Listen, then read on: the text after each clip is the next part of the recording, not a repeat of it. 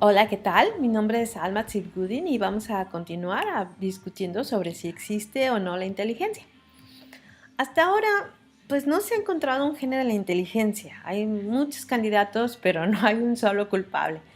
Cuando una función ha pasado la prueba evolutiva, generalmente hay un gen que se modificó o se adaptó para cumplir esa función. También existen áreas específicas en el cerebro asociadas a ella. Por ejemplo, hay un área para la memoria, hay un área para el movimiento, hay un área para el lenguaje. Y también vamos a encontrar hormonas y neurotransmisores asociados. No es el caso de la inteligencia. Por ejemplo, podemos hablar del gen FOXP2, que tiene como principal función el lenguaje y que se adaptó, que tenía otra función y se adaptó para generar, en general los procesos del lenguaje. En este sentido, se han realizado diversos estudios con gemelos idénticos, por ejemplo, que buscan el gen de la inteligencia. Y uno de los laboratorios que más tradición ha tenido al respecto es el llamado Mind Lab en la Universidad de Michigan, donde han estudiado a una gran cantidad de gemelos idénticos sin éxito. Lo que sí han encontrado es que el ambiente y los hábitos de sueño, alimentación, el uso de sustancias nocivas y la herencia mendeliana, es decir, los genes que se transmiten de padres a hijos, tienen un peso en esas características que llamamos inteligentes, pero no han encontrado un gen o una estructura cerebral o una proteína específica. Ahora, estudios más recientes lo que hablan es algo llamado epigenética, y la epigenética lo que nos dice es que se pueden modificar aquellas funciones genéticas, em, pero no se modifica el gen, es decir, lo único que se hace es más o menos flexible el uso o la manifestación genética a través de las proteínas. Es un proceso del cual les puedo hablar si gustan con más calma, porque es un proceso que se comenzó a identificar hace muy, muy poquitos años. Pero lo que dicen los estudios epigenéticos respecto a este tema de la inteligencia, lo que puedo decir es que se ha encontrado que eventos que sucedieron en la vida de los padres pueden tener un peso específico en la vida de los hijos. Es decir, por ejemplo, se ha estudiado a mujeres que sufrieron el evento del 11 de septiembre y que tenían a bebés en su vientre, por ejemplo, y se encuentra que estos niños tienen una amplios problemas con la ansiedad y una serie de procesos. Entonces se ha estudiado ratones, se han estudiado seres humanos y se encuentra que eventos que sucedieron en la vida de los padres, por ejemplo durante el Holocausto, también se han estudiado a muchas personas que vivieron el Holocausto, cuyos hijos y nietos siguen viviendo como esos procesos que fueron tan traumáticos en su vida. Respecto al estrés postraumático, son los estudios que se han realizado. Entonces, mm, en- puede haber muchas otras explicaciones antes de decir, bueno, sí, sí existe la inteligencia y aquí está y hay un gen, lo cual hasta el momento no lo han logrado. Más aún, desde el punto de vista evolutivo, todas las funciones comenzaron o se volvieron adaptables, plásticas, moldeables. Cuando se observa el cambio durante el origen de la vida, este es un punto bien lindo porque las células procariontes mutaron para llegar a ser un eucarionte, que son las células que vemos en la actualidad. Debido a un cambio como sin querer, la verdad es que no se ha logrado explicar bien qué es lo que sucedió, no existe consenso, pero una de las teorías que en lo personal más me agradan es que una célula procarionte se comió, si se engulló a una célula diferente, no necesariamente a una eucarionte, sino una célula que pues, mutó y se hizo diferente.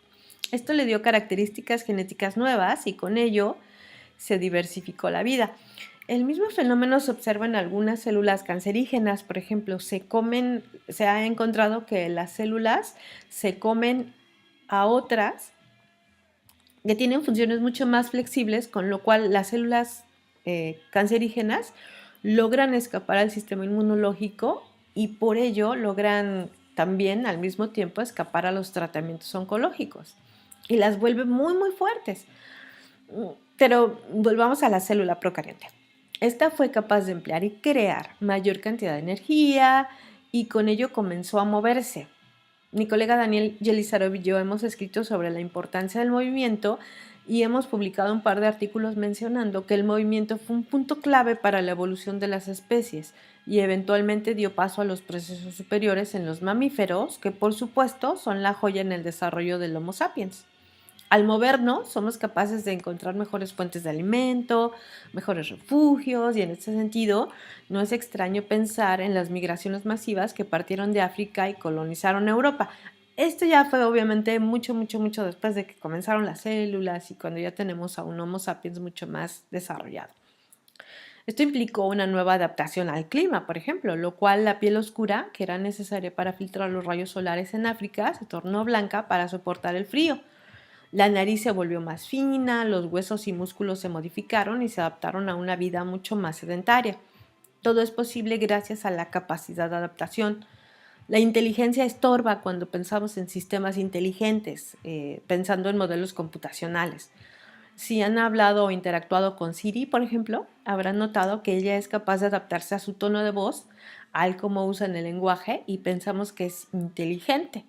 En realidad, esto es solo posible por la interacción que tienen con ella. Otra vez, el proceso del lenguaje, donde a mayor cantidad de datos que ustedes generan con esa interacción, pues ella puede responder de manera más eficiente. Yo lo veo de este modo. Cuando nacemos somos como cualquier equipo electrónico. Cuando sale de fábrica tiene funciones generales, aplicaciones genéricas, que cuando cada uno de nosotros lo compramos, pues le vamos a poner aplicaciones nuevas, le vamos a quitar algunas, le vamos a personalizar, le vamos a poner aquí, a quitar allá y lo vamos haciendo único, lo vamos haciendo totalmente mío. Lo mismo sucede en el desarrollo humano. Cuando un bebé nace, va a nacer en un ambiente específico, con ventajas o desventajas biológicas, ambientales y sociales. Nos tenemos que adaptar a los posibles cambios que surjan. Una enfermedad, la muerte de uno de los padres, la pobreza económica o ambiental, a lo que le llamamos deprivación social. Todo ello nos va a ir moldeando durante los primeros años de vida, que son una ventana en el neurodesarrollo. Para entender eso, tenemos que regresar a nuestros ancestros. Conforme los primeros Homo sapiens comenzaron a moverse, comenzaron a emplear herramientas y delinear lenguajes, lo cual tuvo un gran impacto en el cerebro. Pero al comenzar la migración, se expusieron a otras especies y hubo ataques entre ellas. A veces los Homo sapiens mataron, por ejemplo, a algunos lobos y demás predadores.